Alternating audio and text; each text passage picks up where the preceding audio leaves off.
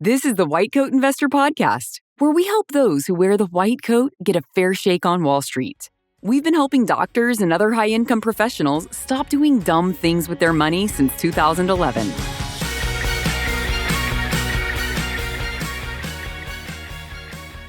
This is White Coat Investor Podcast number 415. The radiologist next door takes a year off. Today's episode is brought to us by SoFi, the folks who help you get your money right.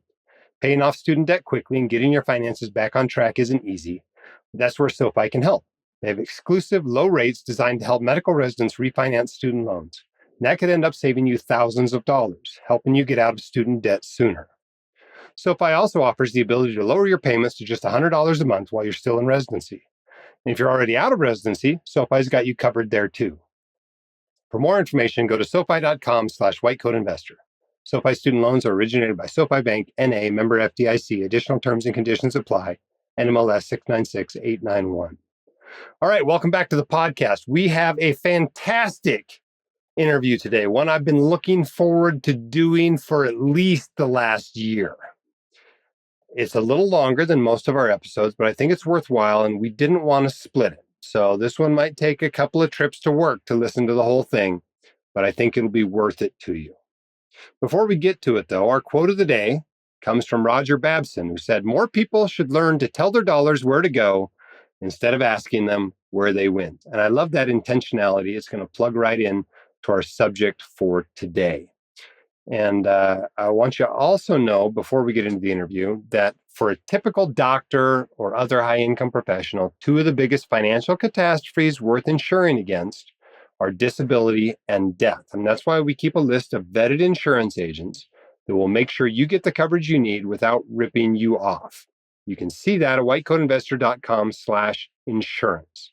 And you might be surprised. There may be other types of insurance you can save some money on too. Most docs find they can get a lower price on their home and auto insurance through our partnerships. So be sure to check those out too. If you haven't shopped that around in years, there's a chance that you're throwing away thousands of dollars a year paying too much for your home and auto as well. Okay, let's bring our guest on. He actually is literally the radiologist next door. So he's walking over here, and we're going to sit down here in the recording studio here at White Coat Investor headquarters and do this interview. I've got a very special guest on the White Coat Investor podcast today. This is a doc I've known for 26 years. Since we were MS1s together at the University of Utah. We were in the same med school class. This is Matt Morgan. Matt, welcome to the podcast. Thanks. Matt, I have often referred to you as the radiologist next door. And there are 5 or 6 docs in our neighborhood, but Matt is the one I've known the longest and the one I live closest to. I actually tried to buy his house once. I was biking around the neighborhood looking for our home, and I biked up into the garage because I saw his house for sale on Zillow. And he gets out of the car, and I'm like, "Matt, what's up?" Because I hadn't seen him at that point for the 4 years I was in the military and 3 years I was in residency, and it'd been 7-8 years since I'd seen you at that point. And his house was not for sale, but he did tip me off to the fact that the one next door was going on sale in about a month, and that's where we actually bought and have been next door neighbors for the last 15 years. But Matt, tell us a little bit about your education. Obviously, you graduated from the University of Utah School of Medicine. Tell us about your residency and what you've been doing since then. Yeah, so born and raised in Salt Lake City, went to BYU as an undergrad, went to the University of Utah for medical school. And then I've always been interested in information systems and medicine. So it probably wasn't much of a surprise that I landed in radiology. Headed off to Pittsburgh for my residency, spent 5 years there, and then was recruited back here to the University of Utah and to another sort of partly entrepreneurial role at a startup. And I've been sort of doing that kind of thing since, partly clinical, partly also a hand in industry. Yeah. And the fun thing about Matt is that he has been my next door neighbor for the entire time that the White Coat Investor has been going. He had a blog at one point. It was called First Habit. You can kind of see what he's got at mattmorganmd.com now. And he was also part of the inspiration behind WCI Con, right? We've been talking about white coat investor stuff for 15 years. And I remember a conversation with Ben. He's like, "Oh, you should do a conference. People love conferences." And we were talking about putting on a conference at Snowbird, just 8 miles up the road from us. And our first conference ended up being a ski conference. It wasn't at Snowbird. They weren't actually available. We ended up going to Park City for the first WCI Con. So Matt claims to be the inspiration behind WCI Con, and he does deserve some of that credit. He's been a WCI Con speaker. He has submitted guest posts, but I think this is your first time on the White Coat Investor podcast. Yep. So why is he on the podcast? He's on the podcast because he did something really cool, which I have found totally inspiring. And I've been looking forward to interviewing him on the podcast now for the last 15 to 18 months. But I wanted the experience to be complete before I brought him on. And so let me tell you what Matt has done, or maybe I should let you tell us what you've done. But just a very brief version. Give us the 30-second version of your last 15 months of your life. Yeah, basically the summary is I decided to do a sort of self-appointed sabbatical. So people are probably familiar with the idea of a sabbatical in academia, the idea that you have some period of time to do something different. I'm a clinical radiologist. I'm not on the tenure track. There's no formal way to do a sabbatical, but basically decided to make one. And and I thought about it. I put it together. I made it happen. Okay, so you're, 51 years old? Is that right? Mm-hmm. 51 years old, and you took last year off almost completely. There was a little bit of earned income in there, but almost completely off. Almost like a down payment on his retirement. And I think that's totally cool and absolutely something that many of us out there in white coat investor land should be considering. But by way of introduction to this, a couple of years ago, I don't know, 2, 3, 4 years ago, maybe, you asked me if I had read Die with Zero. And I said, no, I haven't, but I assumed from the title that it literally meant dying with zero. And I'm like, oh, well, it's probably a bunch of strategies like, using a reverse mortgage or using single premium immediate annuities so that when you're gone, your money's gone as well. And you told me, well, that's not really what the book's about. So why don't we start with you just kind of explaining the themes behind the book, Die with Zero, and then maybe why it impacted you so much. Yeah, Bill Perkins wrote this book, Die with Zero. A lot of people maybe heard of it. It was published in the last several years. It's a little bit of maybe the continuation of the book that maybe a lot more people are familiar with, which is Your Money or Your Life. These are kind of I like these types of books because they make you think about what it is you're doing and why you're doing it. So Die with Zero, the main themes are that you've got essentially 3 variables. You've got the financial part, which your listeners are probably tuned into. You've got your health, and you've got the amount of time left. Health, time, and resources. And if any of your listeners are a little bit analytical, you realize that there's got to be a way to think through that to try to optimize it. And optimize doesn't mean anything in particular other than fulfillment. And so he talks about fulfillment just being sort of the area under the curve. And if you don't pay attention to what you're doing, you just might do it wrong. And what's wrong? Whatever you regret. There isn't a right way to do it.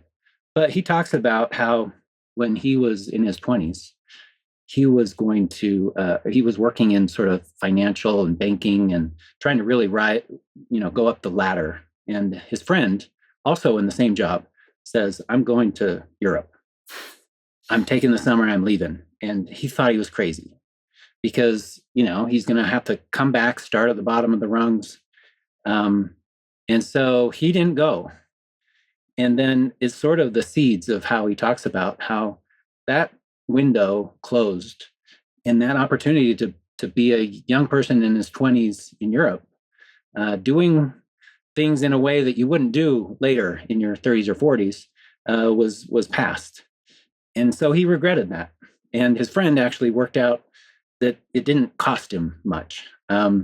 So using that sort of as a metaphor, I started thinking about how that applied to me. And lots of analogies. I think you can use a lot of metaphors in this way.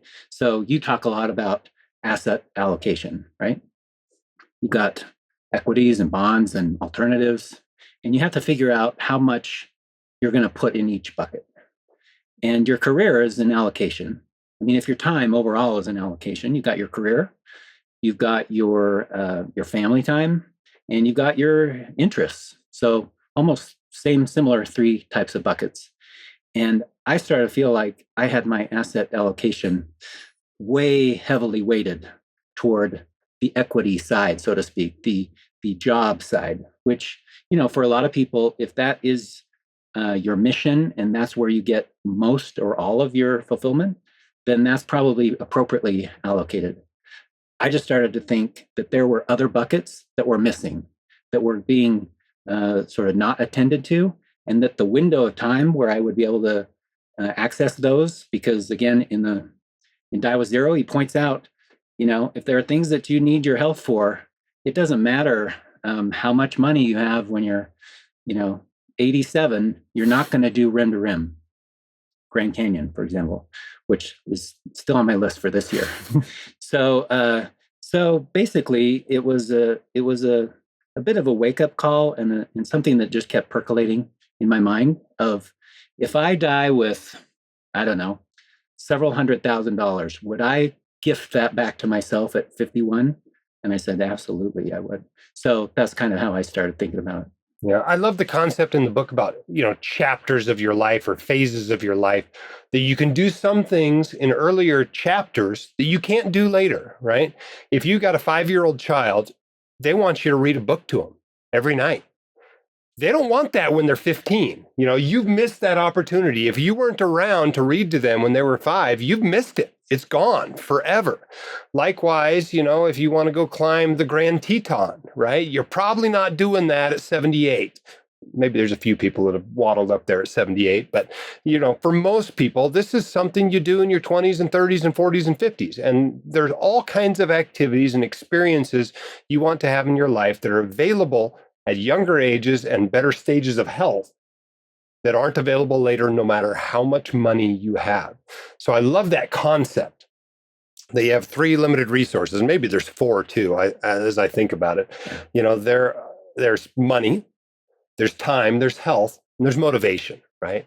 And as you get older, you get more money, but you almost always have less health and probably less motivation, and you might not even have the time. We all know somebody that's been diagnosed with cancer in their 40s or 50s and was dead a year or 2 later. And so I love the idea of just being super intentional about the way you live your life. And this is one of the things I admire the most about you, Matt. You are the most intentional person I know. You're super intentional about the way you live your life. That's because you don't look in the mirror very often. Yes.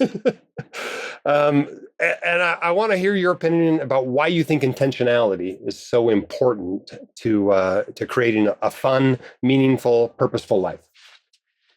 Yeah, I don't know. It's something that I just think, obviously you have to think about things if you want them to happen. I'm a big fan of mental models. I don't know if you come across that, but mental models are these sort of shortcuts to kind of wisdom. They're things that people have captured.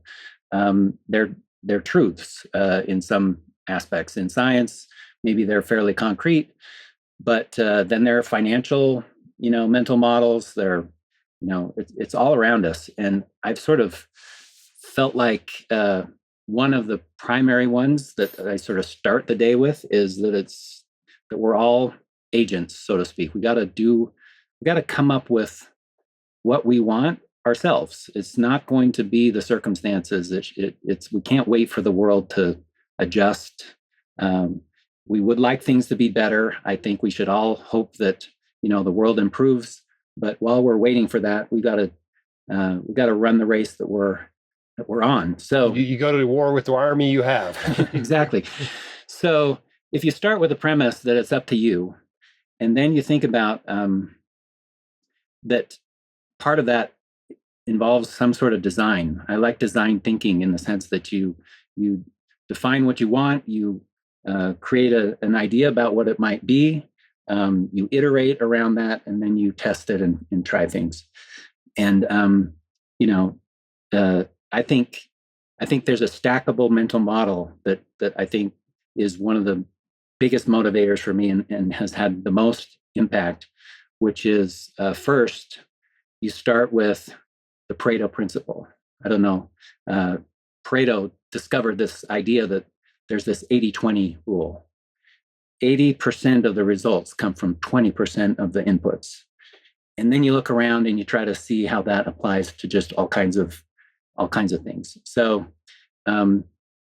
you could probably think about, as you're building a business here, 80% of the results, come from, it takes a while to figure out the 20%, but you hone in on those and you double down on the 20%. And another way to call, or another name for those, are the vital few. So you figure out what the vital few in your life are. For me, that's family, experiences, and just opportunities and fulfillment. So if you take the 80-20 rule, you figure out what the vital few are, and then you think about compounding, and you just go after the things that matter most, and you sort of discard the things that are sort of the trivial many, and you realize that over time really creates a life well lived. And I don't, again, think that it matters what those are exactly for everybody. It's that you ought to have thought about it. So for me, I think the biggest thing that I would regret is if I look back and thought, I didn't realize you could do that. It's a failure of creativity. It's a failure of thinking through something. There are a lot of different names for it. People are on autopilot or zombie mode or something, because you just get culturally indoctrinated into a 40 or 50 hour work week or something like that. And you realize, in a fortunate position, if you have the means, you ought to ask yourself, why am I doing this? And if you can answer those questions, then you should keep going. If you can't quite answer those, you ought to think about if there's a different allocation. So intentionality, I think, is just making a plan and trying to make it happen. Yeah, awesome. A sermon on intentionality that I think we can all take to heart. All right, let's get into the nitty gritty here. I mean, I brought you on here to talk about this sabbatical, this year you took off. But before we get into what you did during that year, let's go back to the beginning. I mean, I know Die with Zero provided a little bit of the inspiration here, but where did the idea to take this, self-created sabbatical come from? Tell me about your thought process and maybe even your discussions with your spouse about it. Yeah. So it would probably be misleading to think that I sort of came up with this plan and then it all seemed so set up. The first thing I thought is I want something more. I'm as a radiologist, maybe you and ER, you get this feeling like it's Groundhog Day.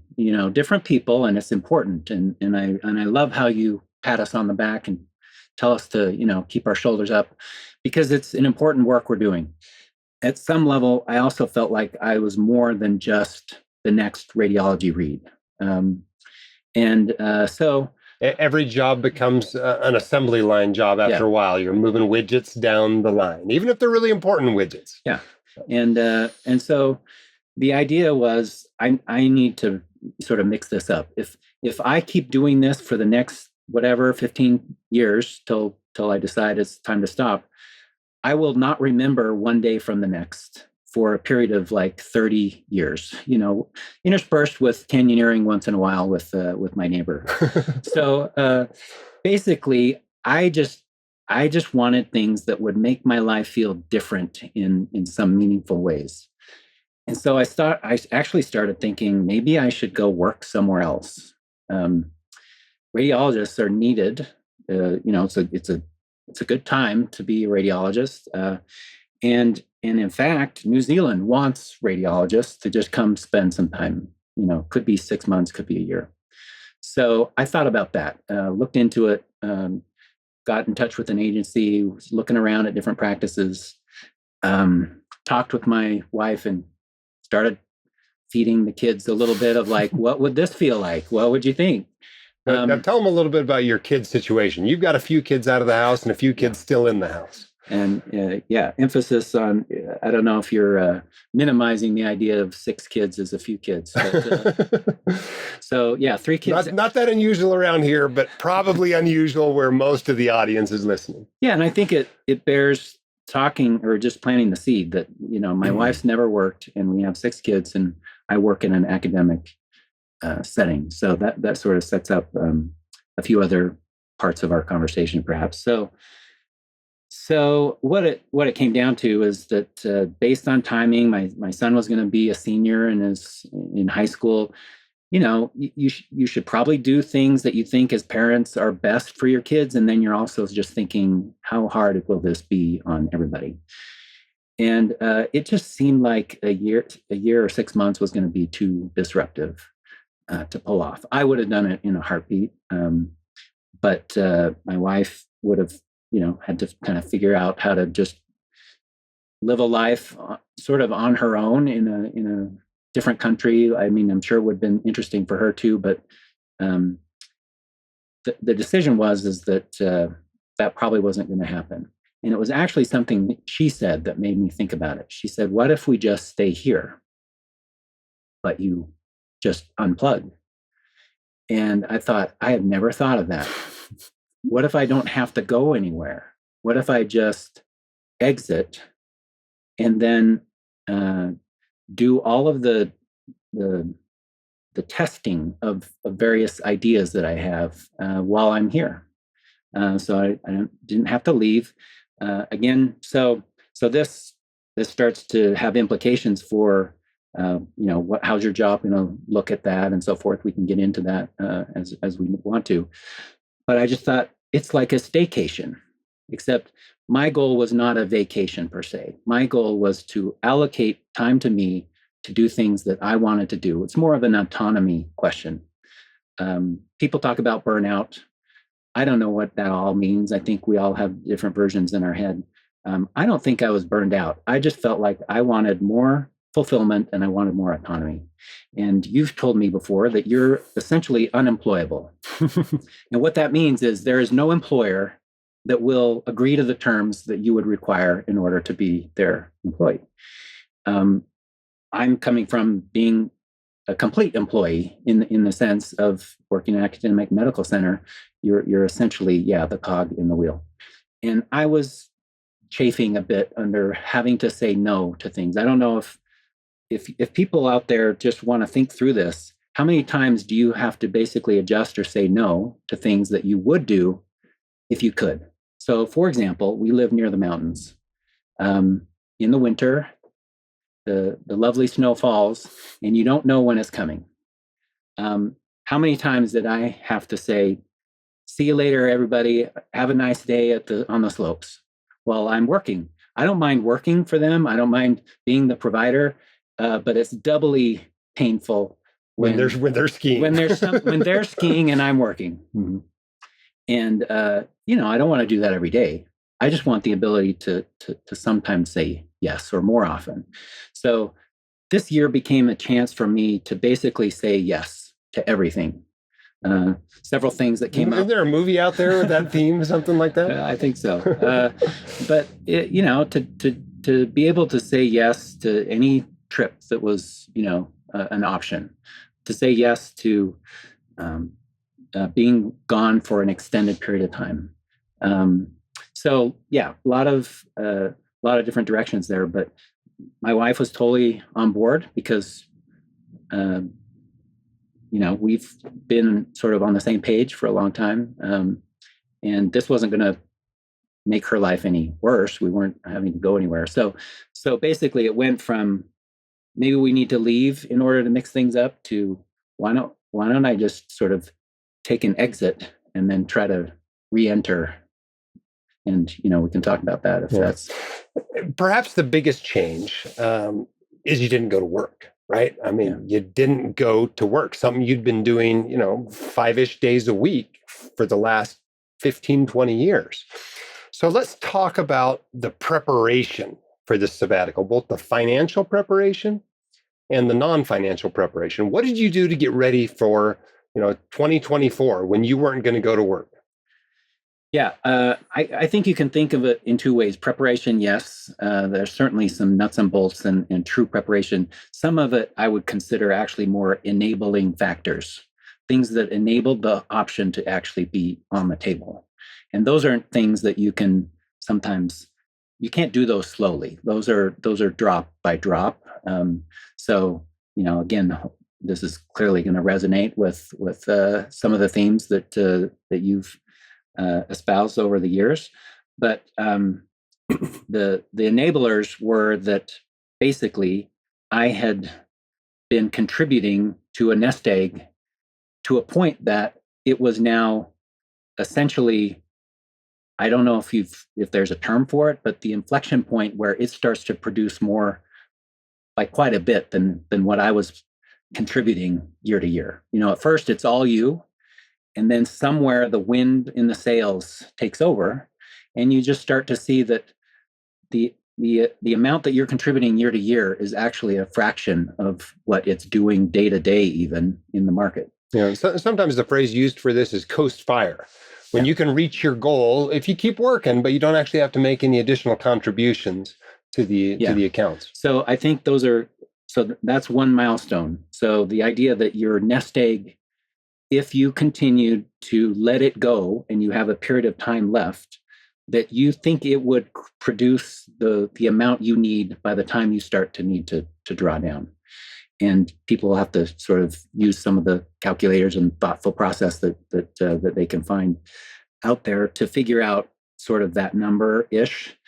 And so that's a milestone to say, I don't need to contribute to this anymore. The next one is that, based on more psychological ideas, and everybody talks about paying off your mortgage or not. And the math says you shouldn't if you've got a 2.75 interest rate like we had. And the freedom says, absolutely, go ahead and pay that off. And that's what I decided to do by 2018, 2019, had paid off our mortgage. So what that did was gave me a sense of freedom. There's no more sense of I have to maintain this engagement with this employer in order to fund my life. So by having a mortgage paid off and no longer needing to contribute 20+% to retirement, that just created a way to create a slush fund, or a growing fund of cash.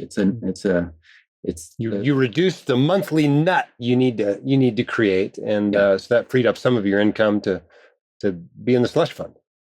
Right. So the first couple of years where those things came into play, we decided to sort of, put that toward some updates on our house. So, we let a cash fund pile up, and then we decimated it with with a way better kitchen, So we're loving that. And so we love your new backyard as well. It's beautiful to look at. Yeah. So that was kind of the first thing that we did with our kind of arsenal of funds, but it felt good to just do that with cash. The next and again, not foreseeing what we were going to do, the slush fund again began to sort of accumulate, and I wasn't necessarily intent on getting that invested down to the penny. I was allowing that to sort of ride up into cash, knowing that if we wanted to do something, I would just need it on hand. So that coincided with some of our thinking around the sabbatical. And so again, we had an arsenal of resources. And I've, of course, been watching my finances year to year. I know what it costs to what our monthly needs are. You're good with money before, and for the last 15 years, you've lived next door to the white coat investors. Exactly. So you're good with money, is my point. Yeah, a lot of over the fence conversations and all of that. So yeah, we we were then sort of ready to do something like this financially. So if you could call that preparation, yes, but it was slow. It wasn't anything I could have done immediately if I had not kind of been putting the pieces in place to do it. So, that's one piece of the advice is if you want freedom later, you have to dial in early, and then those options just become available. Yeah. So your slush fund was enough to cover your family's living expenses. Now you don't have to pay a mortgage. You don't have to, save for retirement. I know your student loans were refinanced when we came out of medical school, like 0.9%. I don't even know if you have 5 figures left of those now, do you? No, it was. I felt like almost a badge of honor that I was paying off loans at 0.9%, and so I let that ride for the entire time. And that actually, I paid my last little payment 6 months ago. Yeah, very cool. So, but basically, you had enough slush fund to pay for everything else. Yeah. You could cover it. You knew you didn't need income the whole year to fund your lifestyle, even with all the cool stuff you were about to do. Right. It was not just funding. There are a few things that are going to be, food and so forth are going to be wherever you are. You got to pay your property taxes. You got to pay your utilities. But we were going to be spending more, and we were not in the workforce as much. Although, again, my goal was not to not work at all. So if we switch gears into the preparation of the job itself, basically what happened is I became an adjunct. So they rehired me back as a contractor. But in this case, I was able to just work at, they would say, when can you work, right? Isn't that an interesting and beautiful concept where the tables turn and I just say when I can. So we're going to dial in on this because this is a key piece of this. We're going to spend some time on how you came back to the same job after a year. But before we get there, let's talk about the year. Okay. And let's just go chronological order, right? This was January to December. What did you do for a year when you never went to work? Well, the first thing was the extended chunks of travel. We mostly planned around those two things. My wife and I both have loved just seeing other places, living in other places, cultures, people. It's not really about just being able to lay eyes on the Mona Lisa or run around museums or something. It's really about seeing, opening your eyes, broadening your horizons. And so everybody says they want to retire so they can travel. Yeah. And you had, a down payment on retirement, a year of retirement, for lack of a better term. So you traveled. No surprise, right? Yeah. So no surprise, perhaps, that we were honed in on New Zealand based on things that we just barely discussed about possible jobs there. I've never heard anybody say they didn't enjoy their trip to New Zealand. So that was our first check mark, was let's go to New Zealand.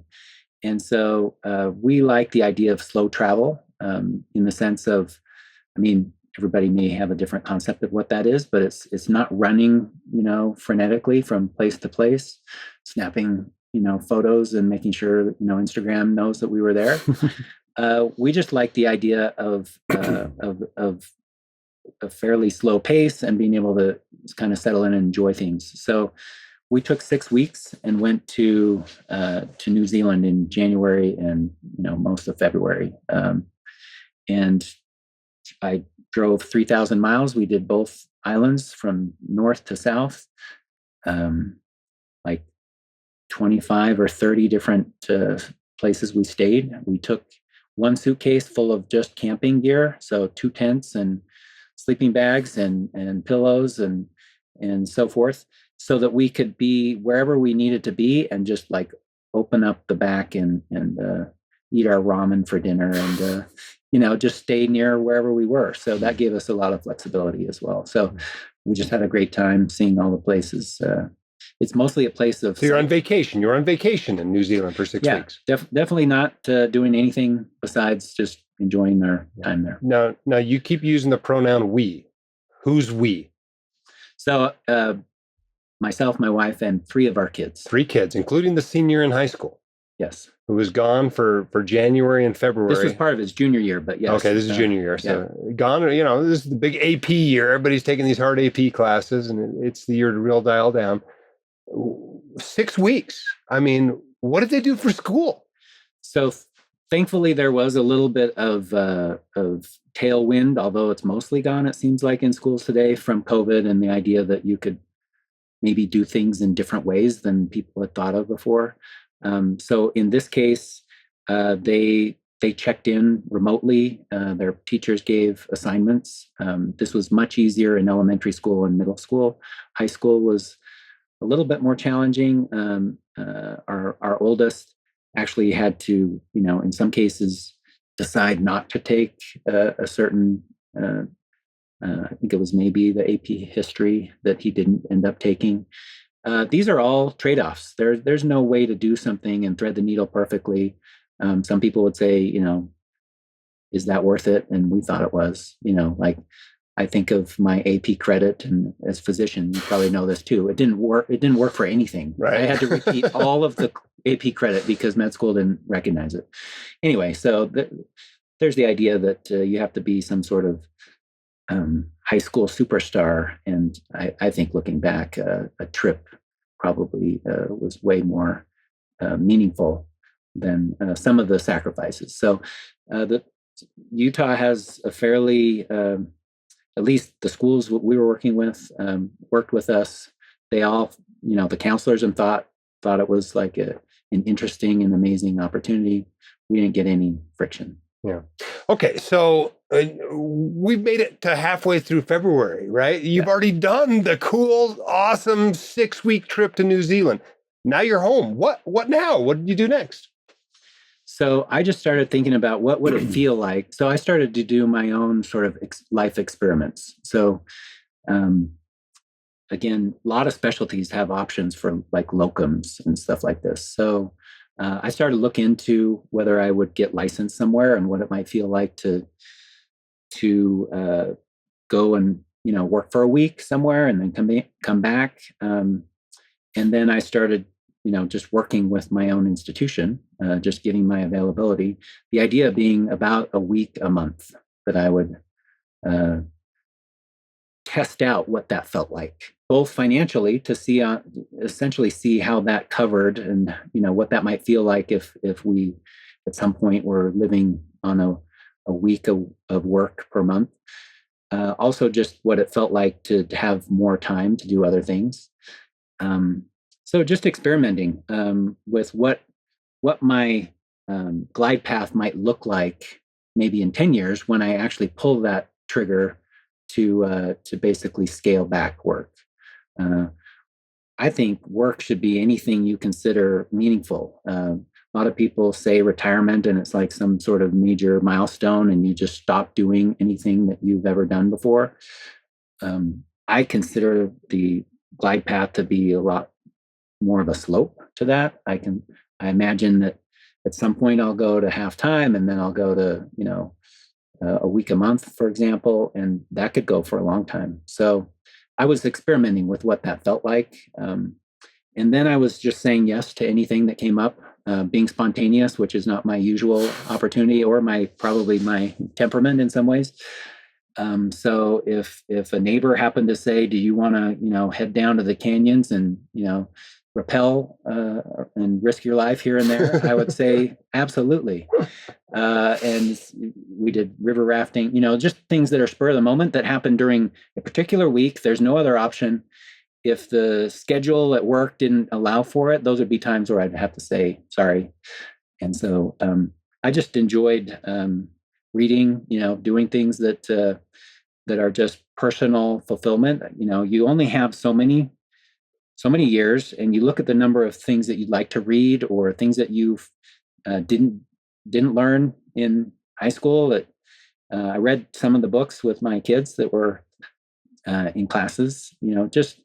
I even started to write down things that I essentially to decide to make explicit things that I did that I otherwise wouldn't have done if I had been at work.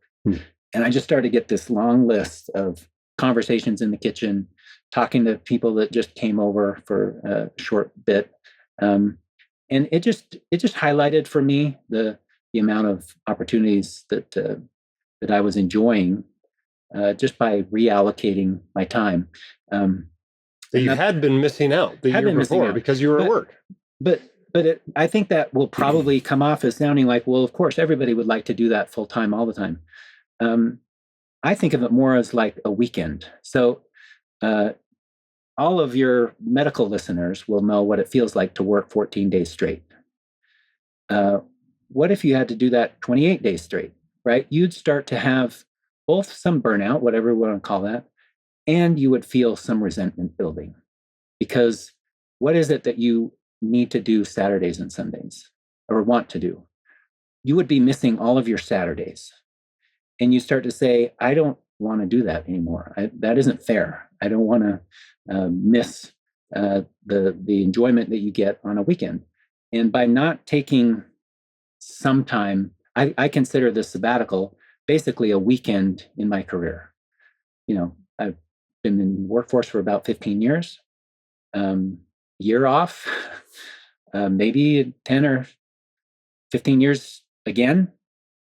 Maybe some more sabbaticals as the years go, but I thought of it as just, you could call it an expensive birthday present for turning 50. You could call it a weekend in your career. You could call it a down payment on your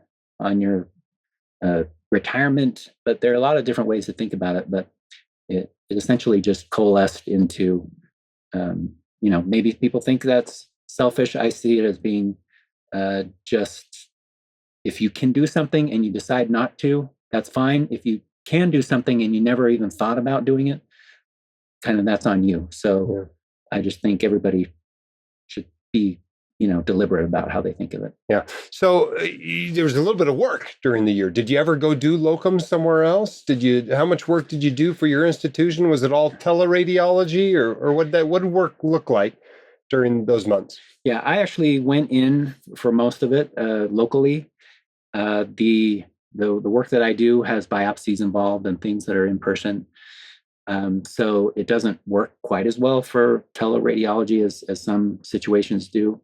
I actually tried to get something up in Washington, and credentialing might be a dirty word for most of us. I started in November of the year before I started talking to a group there. And eventually in April, they said they could get me credentialed by September. And I said, sorry, that actually that doesn't fit into this plan. Well, yeah, that was it. That was at the end. That wouldn't make any sense. So I'm sure there are other places and there were reasons for why that maybe was taking too long. So I never got to really try out the locums as a traveling locums. Mm-hmm. But I guess for most people, they would choose to do local locums if they could anyway. And maybe that's something we will do if the kids are gone and we want to just go check out different places. Yeah. So how many days do you think, just an estimate, do you think you actually went into work during that year? So probably through March through August. Well, March through September, I did probably about a week a month. Week a month. Okay. So what does that work out to be? 8 weeks or something like that? 6 weeks? It's probably a little bit less because it probably didn't all work out that way. Yeah. So yeah. Okay. And then you took some shorter trips. I mean, we did some canyoneering, we did some rafting, you did some other trips I wasn't on. I know that. But there was another huge trip at the end of the year. Tell us about that trip, who went on it, and what you did on that trip. So at the end of the year, so people might wonder why we didn't do that in the middle of the year. So school would have been a lot easier with school to go during the summer. But a couple of things were that crowds are way more in the summer months to go anywhere, and so we didn't want to fight the crowds. And the kids had things that they really wanted to do, camps and just community events and things. Wasn't a school. It was the other stuff. So they didn't want to miss out on those summer things. Plus, the summer is great here. There's no reason to try to leave Utah in the summer. There's plenty to keep us interested and busy. So we stayed here through the. Meanwhile, everyone else out there is listening to this going, what are you talking about? I go to Utah in the winter. Yeah, well, there's a summer playland as well. So we decided to, again, do a little bit of a more complex thing and actually leave for the second quarter of the school terms so basically October through end of December. And so 10, 12 weeks or so. Yeah, it ended up being about 10 weeks. So we essentially went to Europe. I knew that was something on, so this is all my bucket list-ish, not necessarily bucket list like I have a list, but I had not done Europe. I had not been to a few places that I wanted to go to. So we set up basically an open-ended excursion through starting in Spain and ending up in Vienna, and ended up being around 8 or so countries and about 30 cities. That sounds pretty frenetic. Some of it was sort of a bit of traveling here to there, but we spent a full month in Spain and 3 weeks in one location. So again, the idea being to just settle in and get a sense of what it feels like to be there.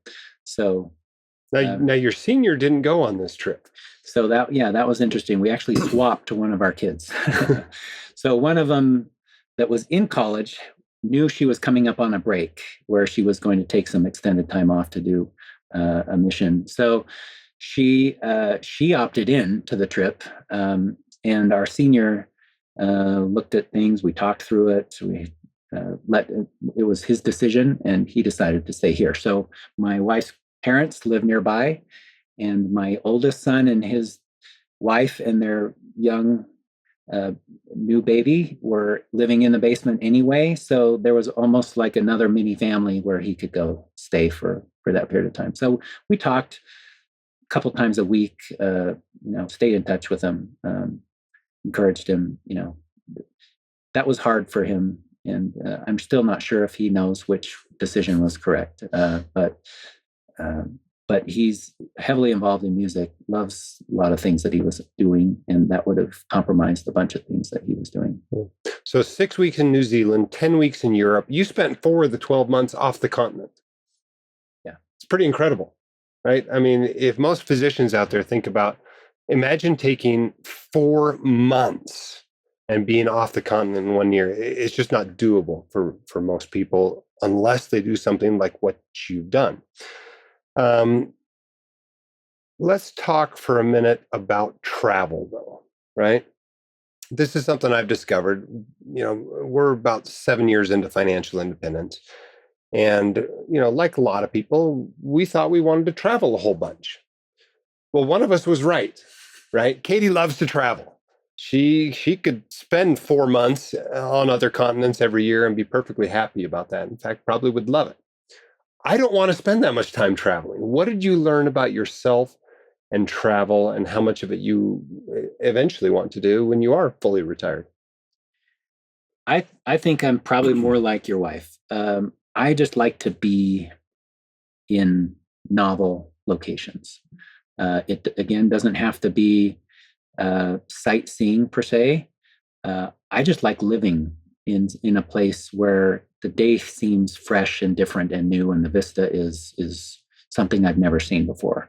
I don't know where that comes from. It just, I certainly, enjoy where we live, and it's beautiful. It just, like anything, for me anyway, it becomes rote. It becomes something that I just don't notice or don't appreciate. And again, maybe this is kind of a fundamental thing for me, but if I can't differentiate one day from the next, I don't know that I feel like I'm going to remember what my life was. And so travel for me sets up an opportunity to share. There's another thing from Die with Zero. You get memory dividends, which, dividends, everybody's excited. We're all into dividends around here at White Coat Investor. So if you have memory dividends, that's where you get to enjoy it again later. And so for me, that's like, do you remember when we were in Spain? Do you remember that hike we did in New Zealand? Remember that 20 miler that we wondered if was, how it was going to work out, and the weather was awesome. And so those are just highlight experiences. And for me, travel just uncovers those in a way that the day-to-day at home doesn't. Yeah. Okay. So if we brought your spouse in here and sat her down and asked what she thought about all this, what would she say about this year? We came home. We tried to sort of glean what we could out of what just happened. Debrief a little bit. We went out to eat, and she actually looked at me and said, "That changed my life." So possibly, especially the extended time away. So she's a stay-at-home mom, 6 kids. The pressures of that, the challenges of whatever everyone feels in the community, keeping up with other people, comparisons, all the things that people deal with. And to have that time away, she says, just settled a whole bunch of just kind of, I don't know, just the issues that you have in midlife, whether that's sometimes physical, hormonal, whatever, and as well as just a sense of peace and being with her people, which is our family. So she came back just refreshed as I did. And we're both trying, we both tried to write things down and see if we could, hold on to things as long as we can, because there's that knowledge that you eventually, it slips through your fingers and you kind of forget your perspective. It's like being on top of a mountain, seeing the valley, and then you're back down in the thick of it, and you have to try to remember. Feels like an experience you should journal. Yeah, as you go along. Yeah. Okay, let's change gears. All right, there's a whole bunch of people listening to this going, "That sounds awesome. I want to do that." And then they start thinking about their job. They start thinking about work. So I want you to go into some detail here about this interaction with your job. When you went in there, and at some point you had to tell your boss, "I'm leaving for a year. Whether you fire me or not, it's up to you, but I'm going to do this thing." Tell us about that and how they accommodated you, and what power you might have felt when you realized that you were the rare thing in this relationship, and what things are like now going back to that job. Yeah, I think it probably bears mentioning that the different job markets have different opportunities. And so I feel fortunate to have experienced several timing issues, both when we graduated from med school with low interest rates, to have bought a home in 2009 when there was basically a market correction. And then in this instance, it happened to be a market where I had sort of more power in the decision. So I started to hint at this idea that I might try New Zealand or something. You have to socialize your ideas so that they don't come so abruptly if you would like to maintain relationships and maintain opportunities, right? Burning bridges is the opposite, right? Where you surprise somebody, or it seems like you were thoughtless about maybe how you handled it. So first, you just want to be thoughtful. You want to start making that idea a possibility by saying, this is how I'm feeling, this is how I'm thinking. Thankfully, I think there's probably a receptive culture to the idea that you need wellness in your life, and whether you're feeling that you need something else. That might not have been true 15 years ago, where people would just roll their eyes or think, my way or the highway, see ya. But both the market needing my skills at this time, and a system that I think couldn't really argue with the idea that if you felt a need to make a change, then that's probably justified to maintain your wellness. So So it was about a year in advance that I started talking about it. So they actually tried to make adjustments, right? Like that starts to make people perk up a little bit, and there were some, things where somebody asked me if I might want to be involved in this other leadership position or something. I think mostly dangling a carrot to try to get me engaged in something that I couldn't walk away from. And I think fortunately, actually, whether that was in good faith or not, I don't know, but it never materialized.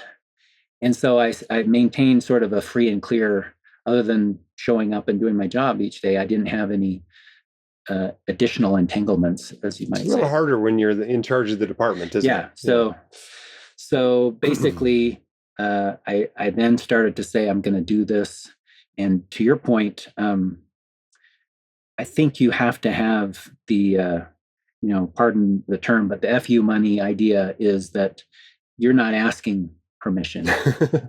You're telling them, because the minute you phrase it as, can I do this? Then it's sort the of answer like, is no. No, that won't work for us. And it's like, so I had to be ready to say, I've done 15 years in academic medicine. I've taught residents. I've done this. I've published things. I've experienced this whole gamut of this type of career. What if my second half of my career is totally different? And I had to try that on and think about, what would it be like to be locums? What would it be like to do teleradiology from my basement? Just leave those as options, because if you're a negotiator, you realize what's your next best alternative.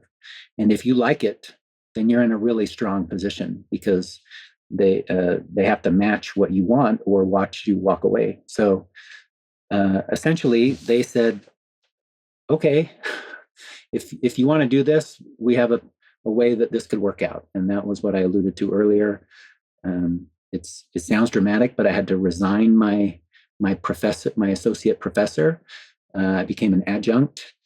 Faculty had to vote. I had to get letters to reapply as a whether because academia has its hoops and so forth. But it all sounded and felt kind of dramatic, like I was doing something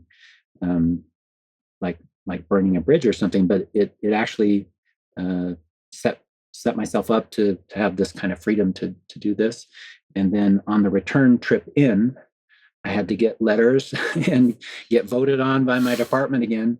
But again, I think the enabler is that the market is just, beggars can't be choosers. And in our situation right now, faculty recruitment is pretty tough.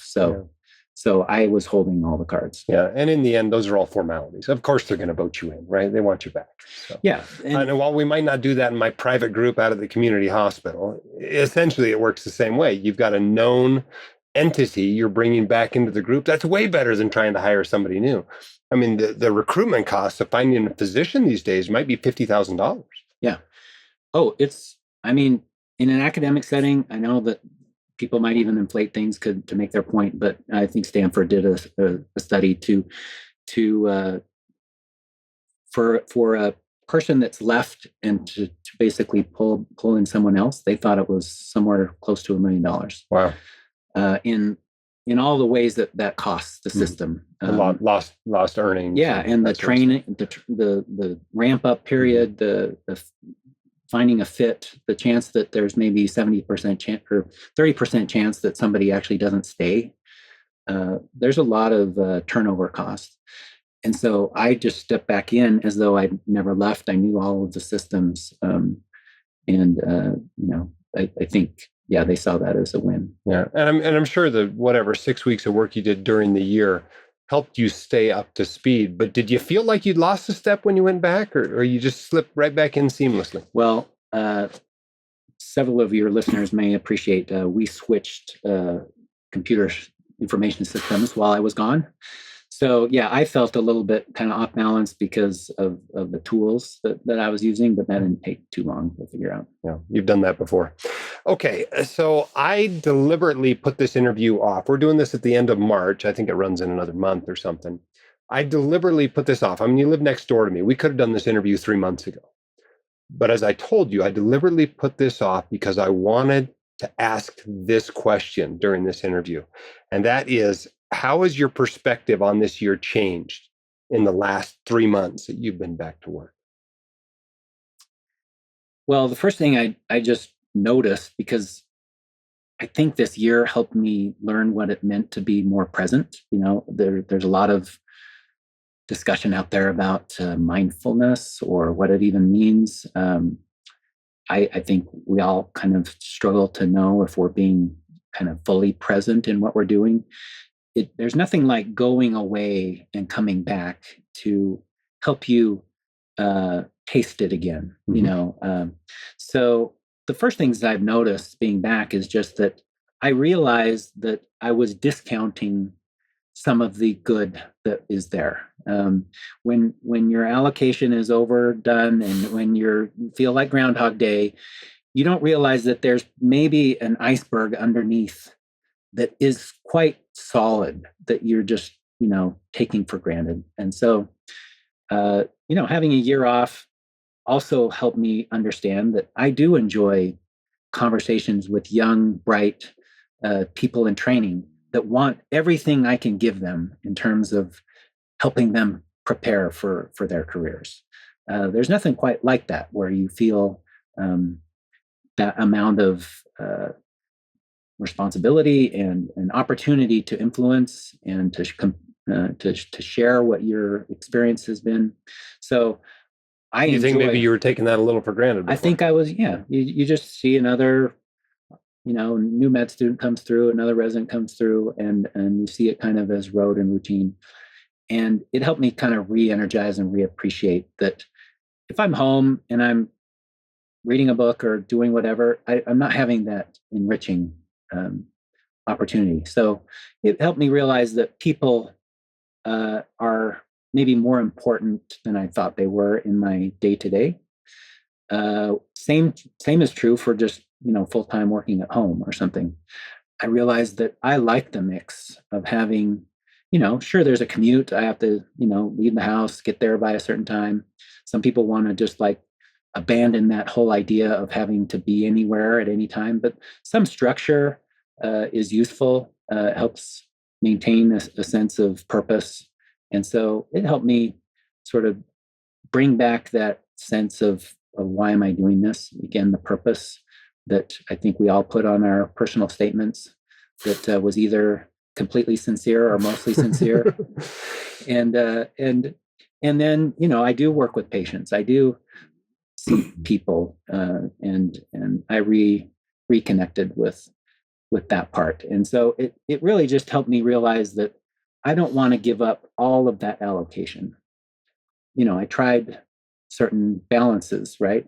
You've written something that's sort of like 115 allocations that are better than yours in a financial sense. There are probably 115 time allocations that are better than what I've described. But the idea is if you have something reasonable and you've been thoughtful about it, then it's probably going to be more successful than something that's haphazard and that's you haven't even thought about. Yeah. 3 months ago, when you came home from Europe, I talked to you and you told me I could die now and be happy that I feel like I lived a good life and did the things I wanted to do in this life.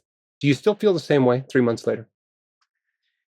Yeah, I've thought about that since. So I actually used that as a mental image during that year. I thought about it as if someone told me, because I give patients, I happen to work with cancer. So I tell patients that they have cancer on a fairly regular basis. And I thought about, I'm not usually telling them they have a year to live. I'm not the oncologist or, I'm not prognosticating, but I am giving them news that alters sort of, there's the before and there's the after of those sorts of those news items. And so I thought about this as a year to live. And I tried to live it that way, which was to say, saying yes to things, and as we've discussed. So when I got home, I really felt a real sense of peace in a way that I don't know that I've ever felt before, which is to say that I connected with the people that I love. I have relationships with all of them that I feel like obviously always could be better, but were not damaged and neglected, which can happen. And I felt like I had done things, not because of a checklist, because I actually literally don't have a bucket list, but I felt like um, I had reduced the resentment I had had about not being able to try and do. So that probably won't last because I just think it's probably almost like a charge that gets diffused, and then it will start to kind of The resentment meter is going to go back up eventually. yeah, because I don't want to stop having ambitions to do or see or experience, and there's still more to do.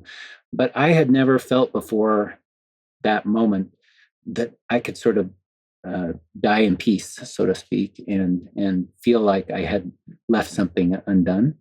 And I hope to maintain a little bit of that mentality going forward, so that almost every day is just a mini opportunity to not leave things undone. But some of that has to do with, again, negotiating certain amounts of time.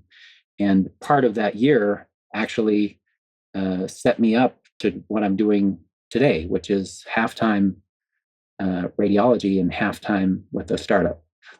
And that sounds familiar. I really like that combination, by the way. it was actually a trip that I took with one of my friends from residency that I otherwise wouldn't have done. We just went and stayed at a cabin and took hikes and talked, because I hope everybody has somebody that they can just relate to so well that is almost their just their sounding board. So we do that for each other.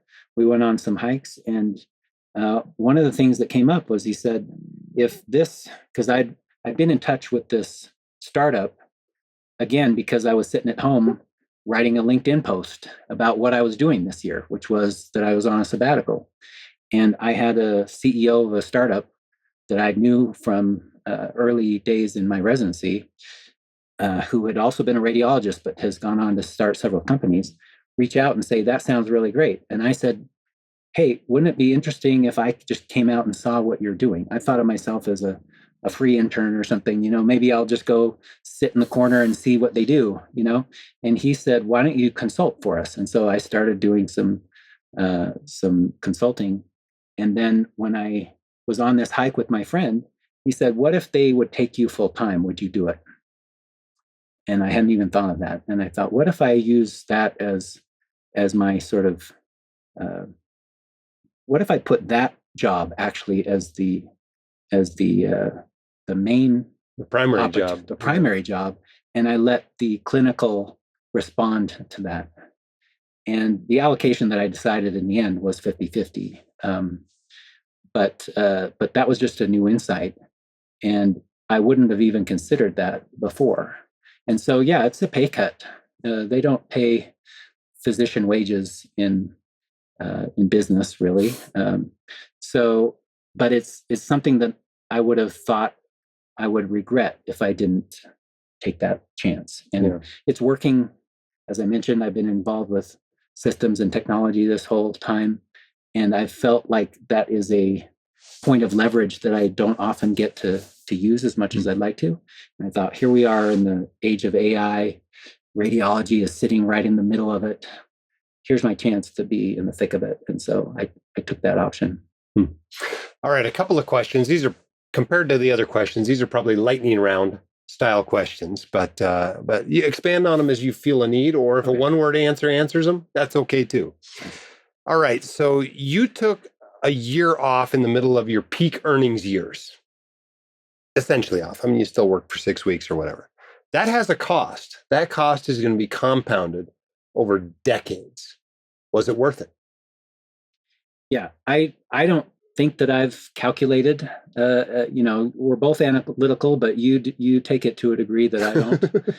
And so, if you presented me with your best number of what that is, it might surprise me. In that, I know what it cost me to do that year, but compounded is probably higher.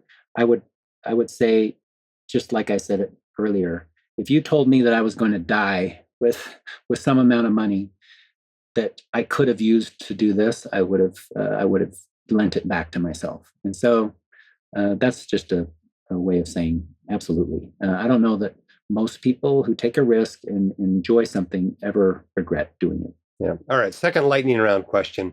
If they had said, no, you can't go do this, quit if you want, would you, and said, you're basically not coming back to this job, would you have still done it?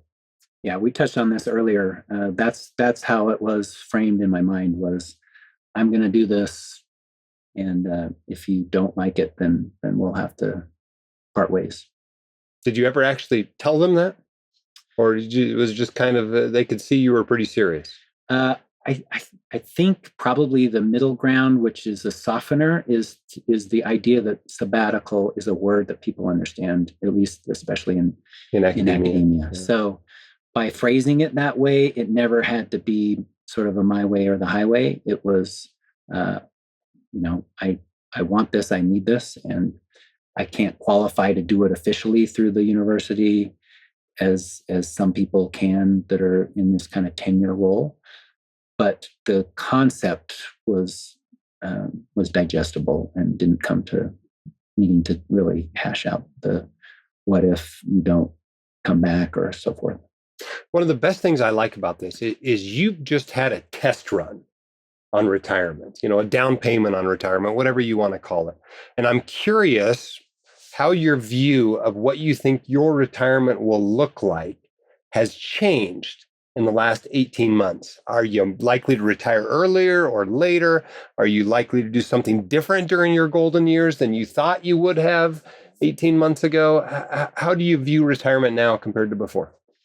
Yeah, I'll say before even last back into, pre-COVID and so forth, there was a time where I was a little bit caught up in this kind of, I don't think quite fire per se, but this idea of, get your ducks in a row and get your pile, and then you can walk away and do something else. I think I was at least mulling that over for a while. Maybe it was just because it was part of the zeitgeist of the time. But as I've sort of been through this experience, as I've related the interest that I've had in what I'm actually doing, realizing that the allocation just needed to change, but it wasn't actually the component. I didn't want to drop that investment. I just wanted less of it. So I foresee that retirement would be just a continual change in that allocation of how much I spend working.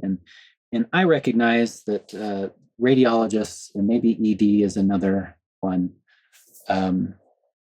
you can sometimes dial that. You can titrate your involvement. Not everybody can quite step in and step out. If you're a pediatrician or something and you've got all your patients, maybe you have different ways of doing it that I'm not aware of. But I foresee kind of a glide path. And I thought at some point that I wanted to retire earlier than normal, but I think, why would I if I get to keep doing fulfilling things, and if I have enough opportunities to do other things, then that might just be the perfect balance. Yeah. All right. Well, somewhere out there, somebody's listening to this. I think we're over an hour now. They've been listening to this and they're like, that sounds awesome. I want to do that. I want to do what Matt did. What advice do you have for them? They're 45, they're 50, they're 55. They've taken decent care of their finances and they want, maybe they're not ready to completely, be financially independent, but what advice do you have for them? Yeah, I think it just makes sense to start with a vision. It has to be something that motivates you, that makes you smile, that makes you think that could happen. Again, thinking backwards and sort of reverse engineering what it would take to do it. You've got to think through some logistics. You got to think through what is my employer like? What is my family situation like right now? What are my opportunities? Is the market ready for this sort of thing, or would I be likely not to be rehired if this were that kind of situation. So I think you just have to, look at the horizon that you see and start to organize around how that might look.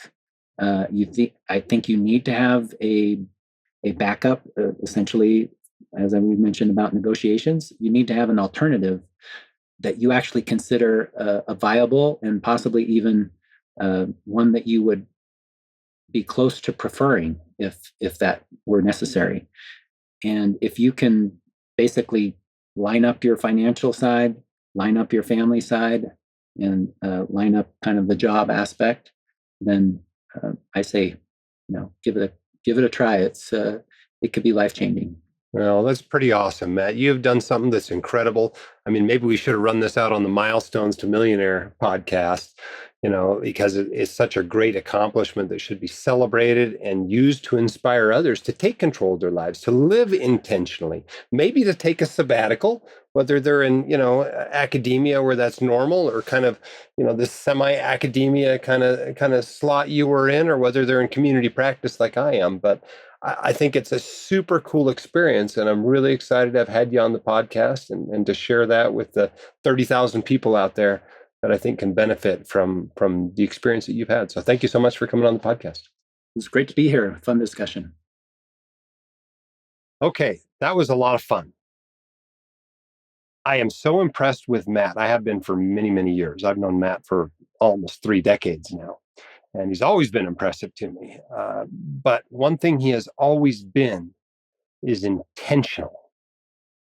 He decides what he's going to do, and that's what he does. And I'm sure when he started talking to his bosses at work, they could sense that. They know him. He's been working there for 15, 16 years or whatever.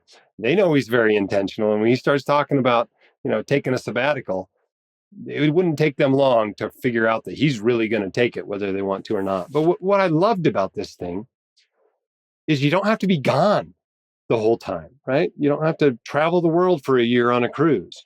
You don't have to quit work completely. In a lot of ways, this is a lot like retirement. It's not all about travel.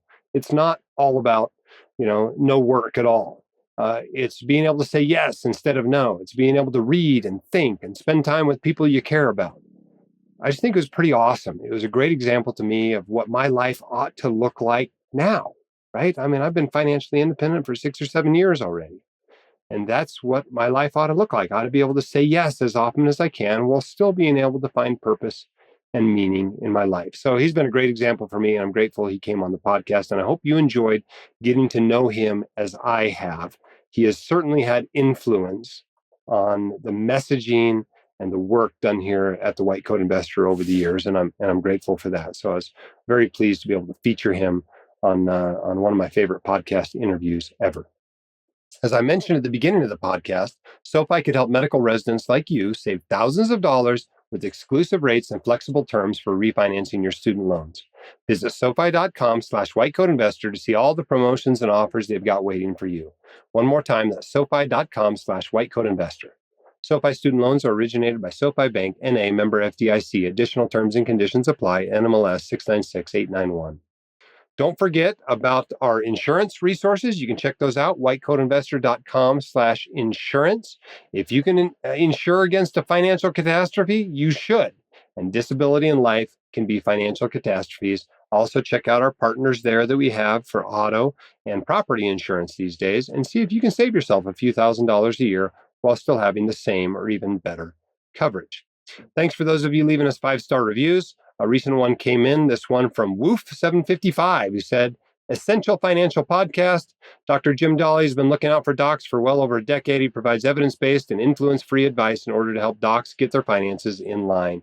Absolutely essential listen, 5 stars." Appreciate that review, Woof. Keep your head up and your shoulders back. You've got this. We're here to help. We'll see you next time on the White Coat Investor Podcast. The hosts of the White Coat Investor are not licensed accountants, attorneys, or financial advisors. This podcast is for your entertainment and information only. It should not be considered professional or personalized financial advice. You should consult the appropriate professional for specific advice relating to your situation.